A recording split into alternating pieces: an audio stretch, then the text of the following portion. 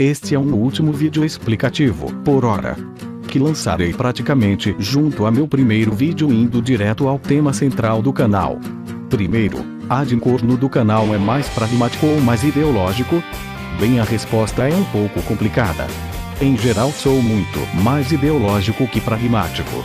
O mundo não é controlado por ideologias, mas sim no meio material, com meios de ação, aliados e inimigos, e não na polis mas sim por meio do aparelho estatal ou de uma poderosa instituição. Se for na guerra o meio é a violência, se é na política é por meio do poder. Se é nas instituições religiosas se induz por meio de rituais. Se for no Estado autoritário como totalidade de costumes e religião levando em consideração a raça ou nação, então são ritos como no caso dos chineses e seu culto aos pais e antepassados. Dentro destes ritos os rituais nesses casos ocupam lugares que os rituais religiosos ocupariam. Em segundo que você não pode tipificar como doenças ou moderar ideologias. Você basicamente atrapalha ou impede o rumo político, tecnológico e histórico da humanidade.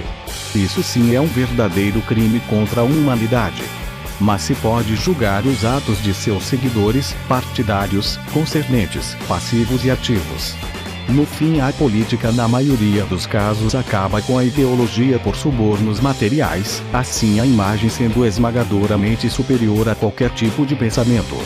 Mas sem o homem selvagem ou homo econômicos. Na má briga da que errada, que é a objetividade vs a subjetividade. Há de se recordar que existe o lado virtuoso do gênero masculino e de grandes e amados populistas, Júlio Césares, Luíses XIV e Fredéricos. Outro lugar também de onde se diferencia uma corja de bandidos, chinelos, vagabundos e descompromissados. Adolf Hitler conta-nos em Minha Luta que o mínimo que um político deveria estudar para entrar na vida política são 10 anos puxados. A ideologia então não é algo não técnico e logo falso e ruim como na visão de muitos positivistas. Ela na verdade é um mínimo que você precisa para mostrar que tem que você realmente faz um trabalho sério na vida pública, levando seus pontos positivos para no mínimo produzir algo de concreto para o país onde vive.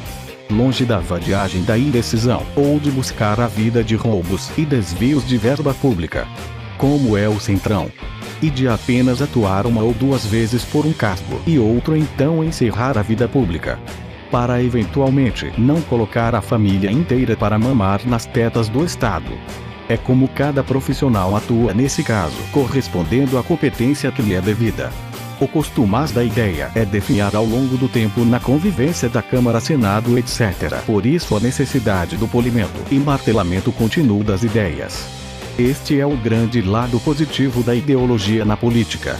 Numa república para onde no altos cargos entre aspas, trazem o luxo e o Supremo Tribunal está aparelhado, a Câmara sanciona leis todos os dias, significa um período de tilt e falência totais de uma república.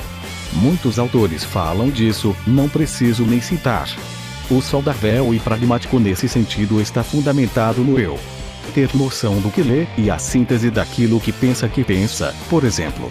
Nisso que consiste o pragmatismo do eu. E não o falso isentismo baseado na negação do inconsciente e da natureza humana entre aspas. Que pode ser facilmente utilizado em um discurso político. No mundo real identitário de disputas de poder, na política onde a sofisma e a impetuosidade imperam. Para grupos de fora iludimos, enganamos e seduzimos.